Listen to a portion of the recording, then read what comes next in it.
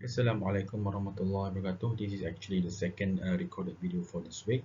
I hope you have watched the previous recorded video about introduction of public speaking. All right, let's see the content of this lesson.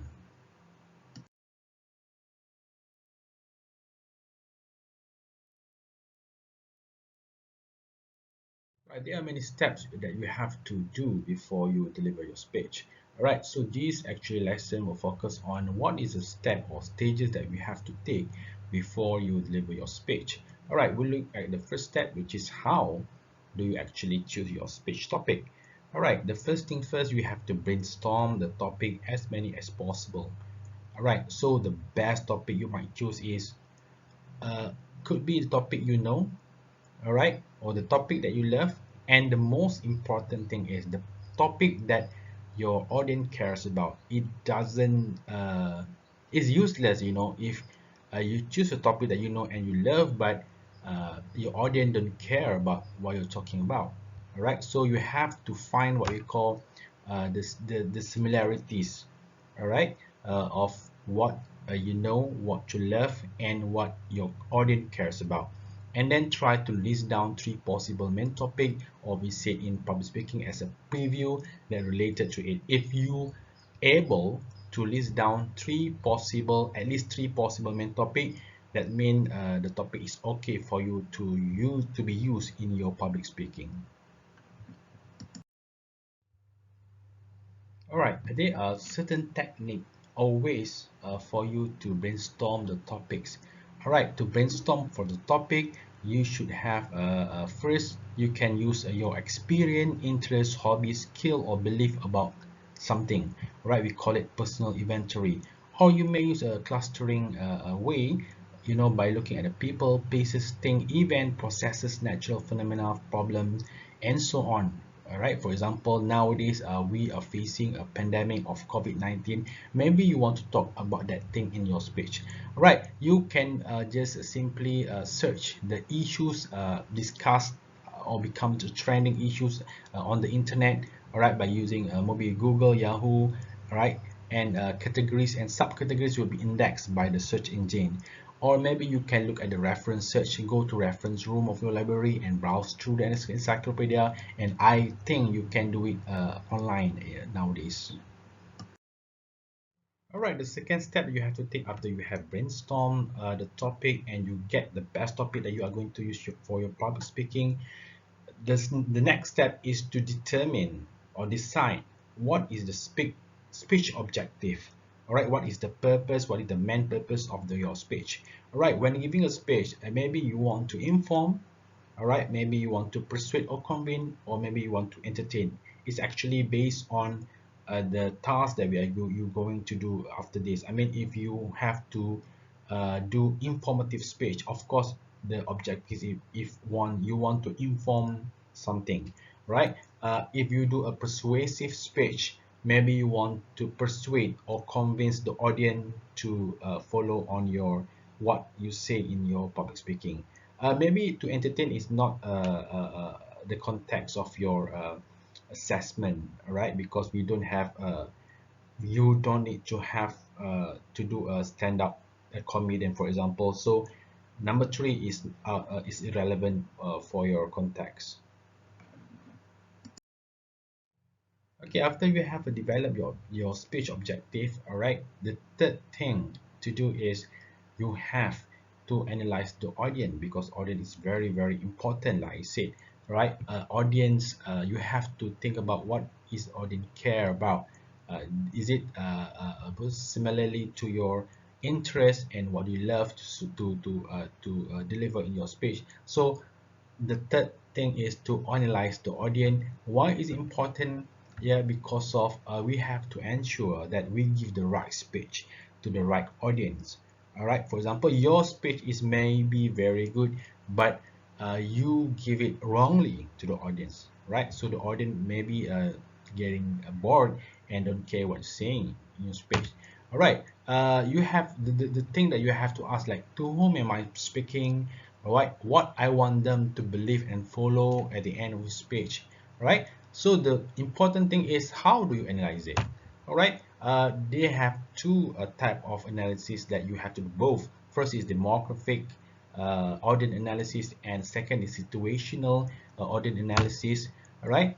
The better you understand the audience, the better you can prepare to meet their needs. Right. This is very important. Not you analyze, but after the finding that you get, you can plan, right, and prepare well. Okay. You want to meet you want to fulfill the requirement of the audience. Okay, when we talk about audience analysis, there are two types of audience analysis. First, we have demographic audience analysis and situational audience analysis.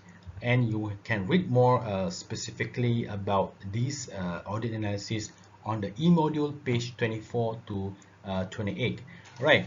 Uh, when we talk about demographic audience analysis, yeah, actually the focus is more on age, whether your audience is young or teenagers or maybe kids. All right. So age are really important because you can prepare what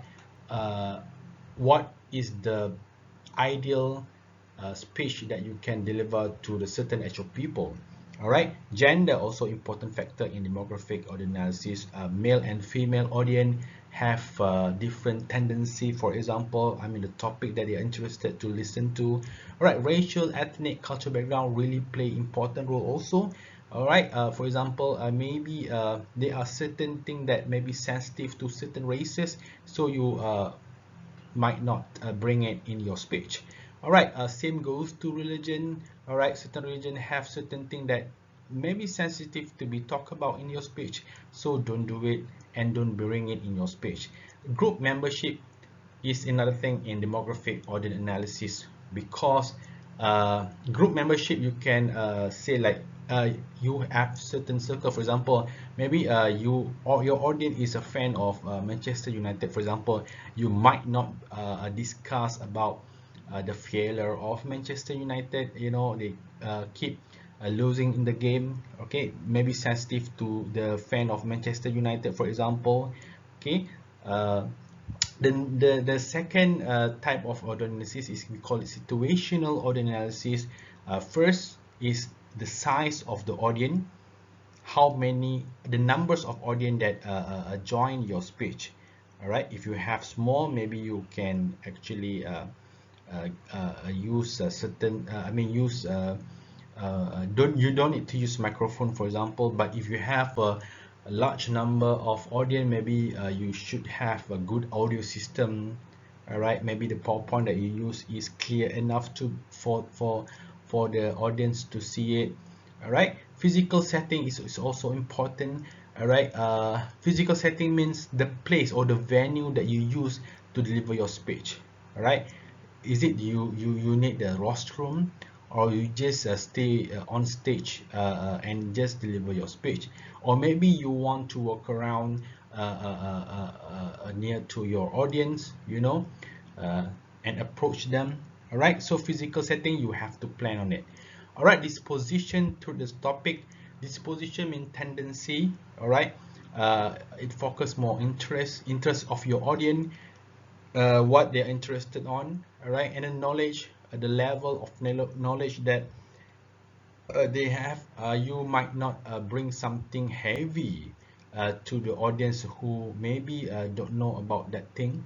All right, or maybe if you're a logistics student, you want to deliver something about logistics, but your audience is accountancy student. All right, maybe they are not familiar certain word that you use in your speech, so be careful with that. All right, and also the attitude. Okay, attitude of your audience, whether they like it or not, whether they can follow what you say at the end of your speech. Right, so three things: first, interest, knowledge, and attitude. The next thing in situational audience analysis is disposition toward the speaker. Is actually their perception on the speaker. I mean, you yourself, whether you can show the charisma and caliber in front of the audience. And last thing is the tendency or disposition to the occasion. All right, maybe they are getting not really interested in really formal occasion, for example, school or college assembly. All right, so the interest on the occasion uh, might uh, might affect your speech later. Okay, to make it simpler, all right, after understanding about demographic audit analysis and situational audit analysis, what you can do is very simple to do audit analysis checklist. All right, this is very easy. All right, you have to do, you have to ask who is your audience, what is audit knowledge or of the subject, the demographic issue, their age, education background, the cultural background, and so on. Interest, what are they attending of your training session? Are they interested to listen to your speech? The environment, where will be the training session take place? The venue of your speech. The needs, what are the audience needs associated with your training session? All right, customization, what specific need interest should you address related to the specific audience? And last year, what is their expectation, what they expect on your speech? All right, what does the audience expect to learn from your training session? All right, this is very easy checklist that you can do before you prepare the material of your speech. All right, other than that, you can do interviews or questionnaire, but this is optional. All right, the easiest you can do is to do an audit analysis checklist. Okay, when you have a different audience, or what we call multicultural audience, audience who have different cultural background or different gender or age, you have to avoid a few aspects. All right, you have to avoid stereotype, bias, all right, ethnocentrism, all right, sexism and gender stereotyping. All right, stereotype mean you have certain generalization towards certain people. For example, when you see Malay, you say Malay is always late. All right, you cannot make it a generalization like that and put it in your speech. Or maybe you use bias. For example, bias is more to prejudice. It's quite similar to stereotype, but it is more to something really bad assumption that we make to a certain people. For example, you say when you see Indian is always a gangster. All right, so this is bias, right? Or maybe you can say when you see Chinese and you say Chinese always cheat in business or in trading. All right, so that example of bias. Ethnocentrism is when you feel more superior.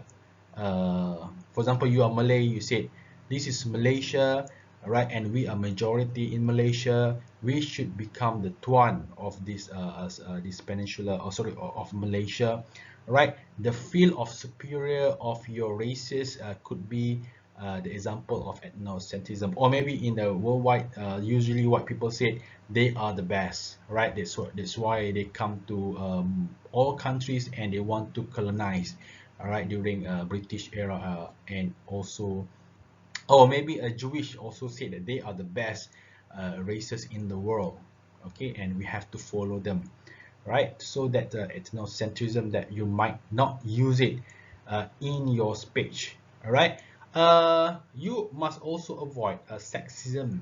When you use a harsh word to certain gender, for example, say uh, when we talk about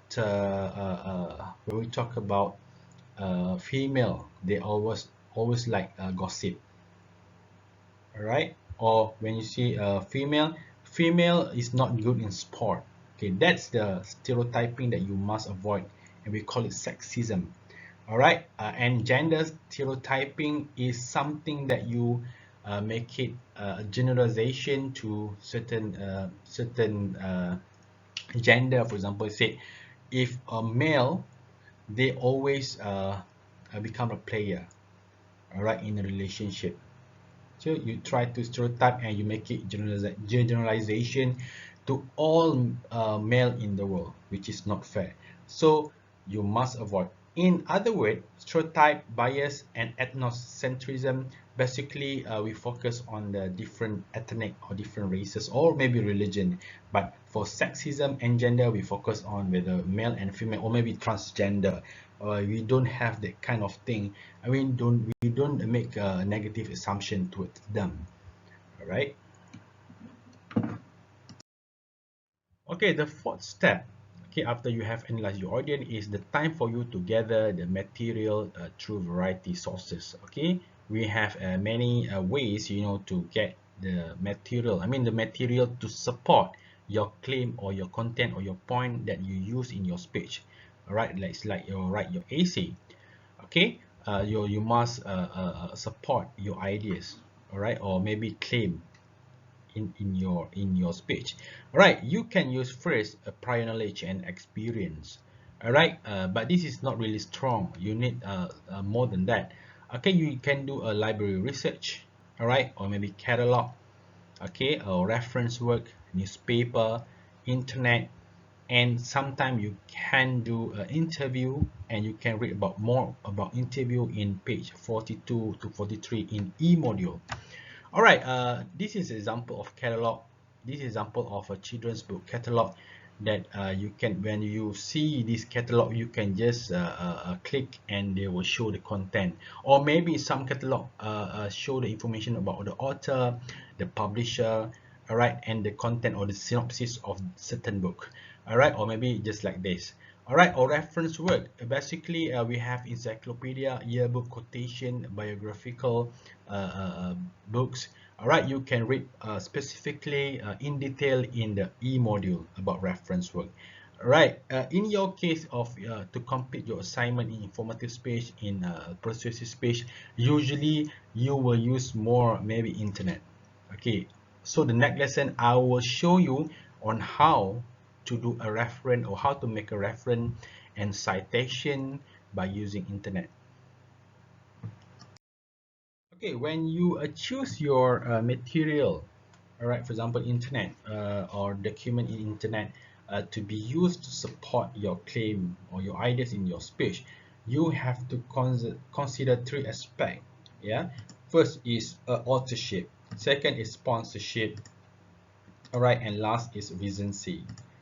All right, what is authorship? Authorship means we have to ask whether the author that the article that we read is credible. All right, for example, you just take from Wikipedia. All right, usually it's not that credible. All right, so you might use other engine. All right, I'm going to show it the next lesson, inshallah. Right, sponsorship. What is the organization purpose of publish that article? For example, the article, if the article is published by maybe Jewish organization, they might say something biased about other races. All right, and when you use that evidence in your speech, you might produce biased ideas in your speech. And recency, whether the document is latest, you might not use something that maybe 30 or 50 years ago. All right, you might use in 2000 and above. All right, to make sure that the ideas that you bring in your speech is relevant and related closely, especially to your audience.